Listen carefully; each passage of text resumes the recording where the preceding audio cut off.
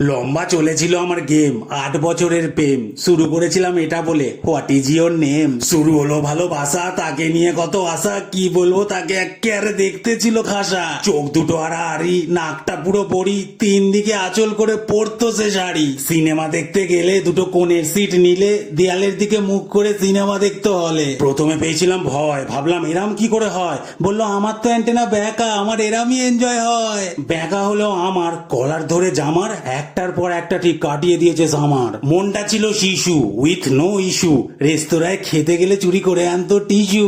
আমাদের জন্মদিনে একে অপরকে দিতাম গিফট কিনে, ও আমায় দিত ভীমবার আর আমি ওকে কচবাইট দিতাম এনে। বাসন মাজা ছিল ওর হবি, ভূতের মতো উঠতো ছবি। এরাম গার্লফ্রেন্ড খুঁজে দেখ না তোরা, কোথাও কি কেউ পাবি? এত ভালোবেসে 8 বছরের শেষে প্রেমিক প্রেমিকার সম্পর্ক শেষ করলাম আমরা দুজনে হেসে।